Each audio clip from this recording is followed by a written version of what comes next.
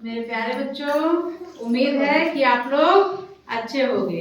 हम लोग अपनी कक्षाओं के संचालन के लिए फिर से आ चुके हैं और जहाँ तक हमें पता है कि आप लोग पिछली कक्षाओं में वर्ड पढ़ चुके हैं। वर्ड क्या होता है? वर्ड किसी भाषा की मूल ध्वनि होती है। क्या होता है? मूलधन। किसी भी भाषा की मूल ध्वनि को वर्ड कहते हैं। ठीक, तो इसका मतलब है कि अगर हमें कोई भाषा सीखनी है तो हमें उस भाषा के वर्ड को सीखना पड़ेगा ना? Yes ma'am. अगर हमें कोई भी भाषा सीखनी है तो क्योंकि जो वर्ड है उसकी मूल ध्वनि है, तो हमें वर्ड को सीखना ही पड़ेगा, तभी हम वो भाषा जान पाएंगे। अब देख लीजिए, वर्ड जो होते हैं ये भी दो प्रकार के होते हैं। वर्ड के दो भेद हैं। क्या है? दो भेद। दो भेद हैं वर्ड के। इसको मैं आप लोग को बताऊंगी। इधर देखिए, वर्ड भाषा की वे मूल ध्वनियां हैं जिन्हें और छोटा नहीं किया जा सकता। मतलब वर्ड ऐसी ध्वनि है भाषा की जिसके और टुकड़े नहीं किए जा सकते, जिसको तोड़ा नहीं जा सकता, जिसको और छोटा नहीं किया जा सकता। भाषा की सबसे छोटी ध्वनियां हैं ये मूल ध्वनियां कहलाती हैं। ये होते हैं वर्ड। किसी भी भाषा को अगर हम सीखना चाह रहे हैं तो हमें उस भाषा के वर्ड को, उस भाषा की मूल ध्वनियों को सीखना पड़ेगा। हम कोई भी भाषा सीखना चाहें। ठीक, जैसे आप अगर कुछ बच्चे हैं जो उर्दू भी कुछ जानते हैं, तो अगर उर्दू पढ़ना है, उर्दू पढ़ना सीखना है तो आपको क्या पढ़ते हो आप लोग? अलिफ बे ते ये सीखना पड़ता है ना? यस। हिंदी आपको पढ़ना है तो आप हिंदी में आप मतलब काखा गाघा और आ ई ई ये सब सीखते हो ना? Yes ma'am. इसी तरह से अगर आपको इंग्लिश पढ़ना है तो आप ए से जेड सीखते हो, जिसमें से 5 वावेल होते हैं और बाकी क्या होते हैं? कॉन्सोनेंट होते हैं। Yes ma'am. ऐसे वो मूल ध्वनियां हैं उस भाषा की। तो इसी तरह से वर्ड जो होती है मूल ध्वनियां होती है, इन्हें सीखना बहुत जरूरी होता है। अब आते हैं वर्ड के दो भेद हैं बेटा। वर्ड के दो भेद हैं। कितने भेद हैं? दो भेद हैं। कौन कौन से हैं? वर्ड के दो भेद होते हैं। कौन कौन से भेद होते हैं? दो। एक स्वर वर्ड और दूसरा व्यंजन वर्ड। कौन कौन से होते हैं? व्यंजन। एक स्वर वर्ड और दूसरा व्यंजन वर्ड। तो सबसे पहले हम लोग पढ़ेंगे स्वर वर्ड के बारे में। किसको? स्वर वर्ड। नोट करिए। जैसा कि हम लोग बात किए हैं स्वर वर्ड पे, 11 स्वर वर्ड होते हैं, स्वर 11 होते हैं, ये बताया। तो इसी के साथ साथ हम लोग जान लेते हैं स्वरों की मात्राएं। क्या जान लेते हैं? की मात्राएं। स्वरों की मात्राएं। स्वरों की मात्राएं। तो आप ये समझिए कि व्यंजन के साथ स्वर को लगाते समय कुछ चिन्ह लगाए जाते हैं। व्यंजन के साथ स्वर को लगाते समय कुछ चिन्ह लगाए जाते हैं, वही होती हैं स्वरों की मात्राएं। आपको पता भी है, मैं दिखाती हूँ आप लोग को। जैसे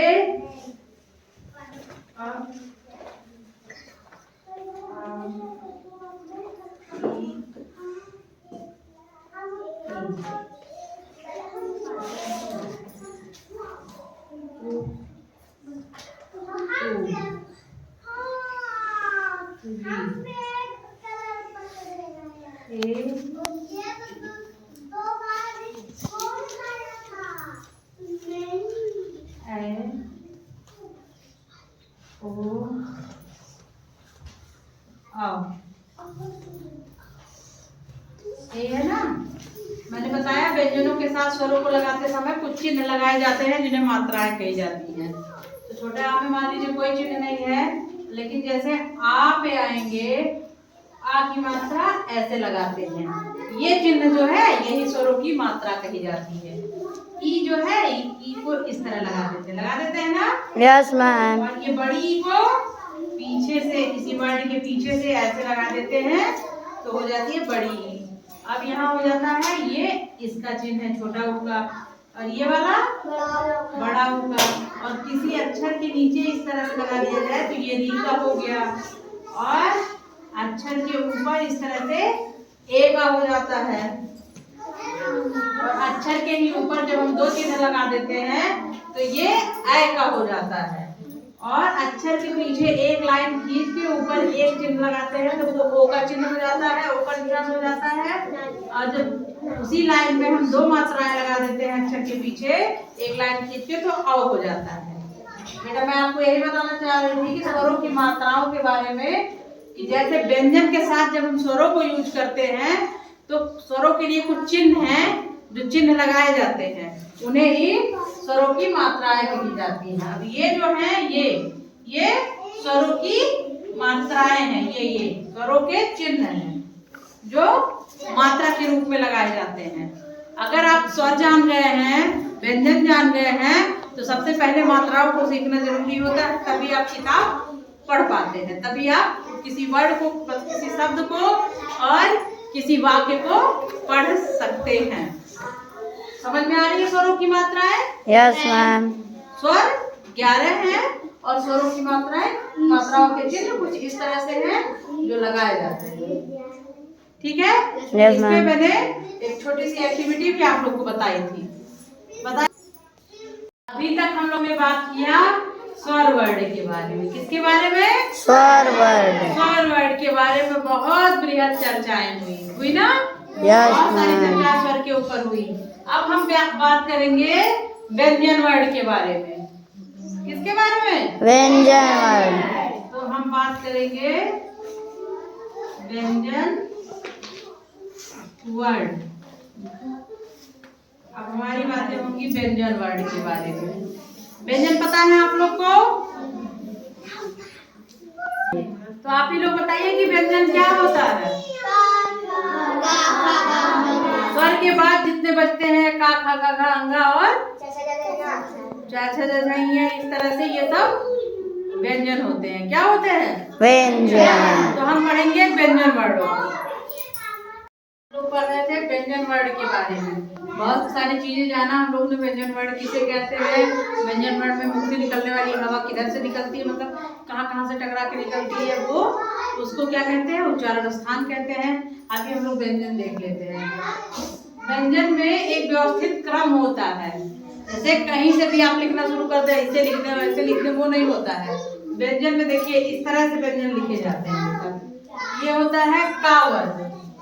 का वर्ग में आते हैं क ख ग घ अंगा।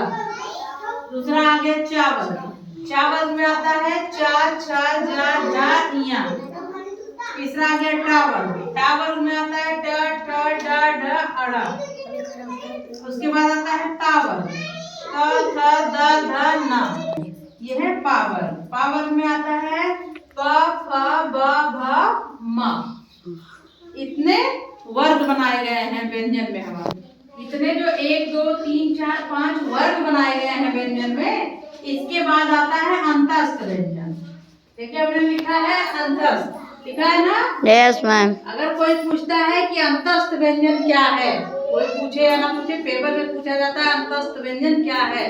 आप ही लोग के पेपर में नहीं, ये बहुत बड़े लेवल की कॉम्पिटिटिव जो परीक्षाएं होती हैं, तैयारी वाली जो परीक्षाएं होती हैं, प्रतियोगी परीक्षा जिसको कहते हैं, उन सब में भी पूछा जाता है।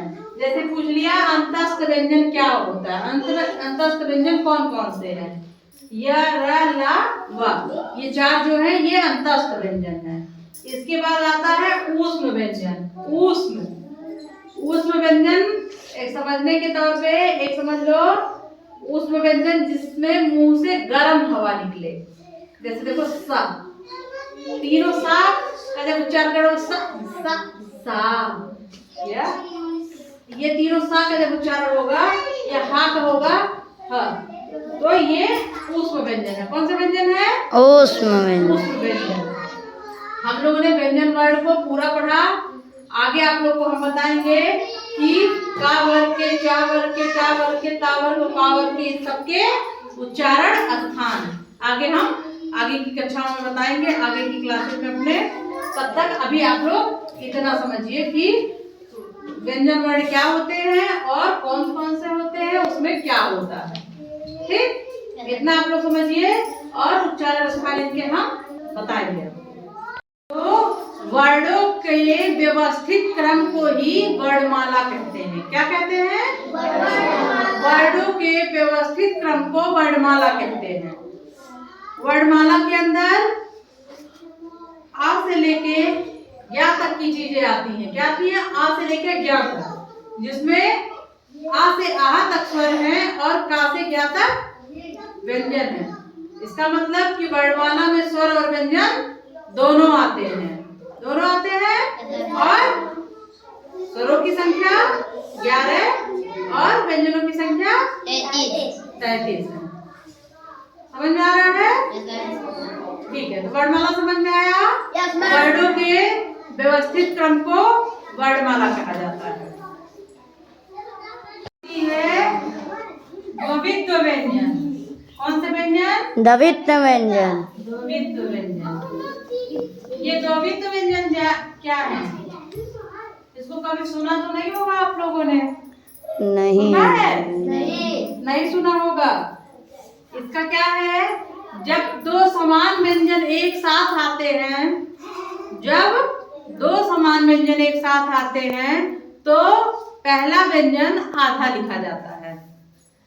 समझिएगा, जब दो समान व्यंजन एक साथ आते हैं उसमें पहला व्यंजन आधा लिखा जाता है, वो है द्वित्व व्यंजन। जैसे बच्चा, देखिए चा 2 बार आया है ना? Yes ma'am. पहला चा आधा लिख दिया गया है तो? Yes ma'am. ऐसे ही कच्चा, इसमें भी चा 2 बार आया है और पहला चा आधा लिखा गया है, यही तो है। दिखा देंगे एग्जाम्पल। गत्ता, इसमें भी तो ता 2 बार आया है। Yes ma'am. और पहला व्यंजन आधा लिखा गया है, ये है द्वित्व व्यंजन। क्या है? द्वित्व व्यंजन। द्वित्व व्यंजन। चलिए आगे देखते हैं। अब हम बात करेंगे संयुक्त व्यंजन की। किसकी? संयुक्त व्यंजन। संयुक्त व्यंजन। संयुक्त व्यंजन क्या है? ये व्यंजन जो होते हैं ये दो व्यंजन वर्णों की सहायता से बनते हैं। कैसे बनते हैं? दो व्यंजन वर्णों की सहायता से बनते हैं और इनका स्वरूप जो होता है वो पहले से निर्धारित होता है। ये दो व्यंजन वर्णों की सहायता से बनते हैं और इनका स्वरूप निर्धारित होता है। इसमें कौन कौन से अक्षर आते हैं मैं आपको बताती हूँ। ये एक इस तरह वाला छतरी वाला छा पढ़ते हो गया, आप लोग पढ़े हो ना?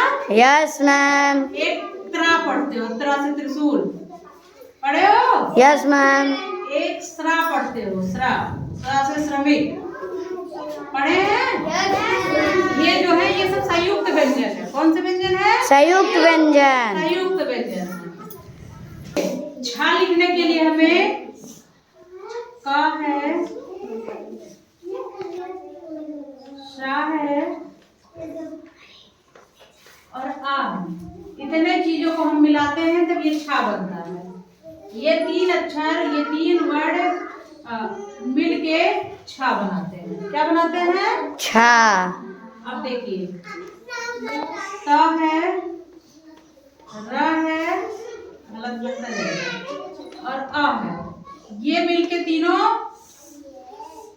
त्रा बनाते हैं। क्या बनाते हैं? त्रा। त्रा बनाते हैं। इसी तरह से स्रा को लिखने के लिए सा प्लस रा प्लस आ, इतना आप लिखेंगे तब क्या लिखा जाएगा? स्रा लिखा जाएगा। जानो? और ज्ञा को लिखने के लिए जा होगा पहले, फिर होगा एक ये तो चाचा चाचा के बाद लिखते हो ना? Yes ma'am. इसके बाद आ लिखोगे, तब ये ज्ञा बनेगा। इसीलिए इसको क्या कहा जाता है? संयुक्त अक्षर। संयुक्त अक्षर मतलब इतने चीज को संयुक्त करके, इतने अक्षर को एक साथ करके तब ये बनता है। Yes ma'am. देखे, इसीलिए उस नॉर्मल व्यंजन में इसको नहीं रखा जाता, ये संयुक्त व्यंजन होता है। ये तीनों को मिला के त्रा बनता है, ये तीनों को मिला के स्रा बनता है, और ये तीनों को मिला के ज्ञा बनता है। समझ में आया बच्चों? Yes ma'am. समझ में आना चाहिए। ये चीजें ध्यान करिए, नोट करिए।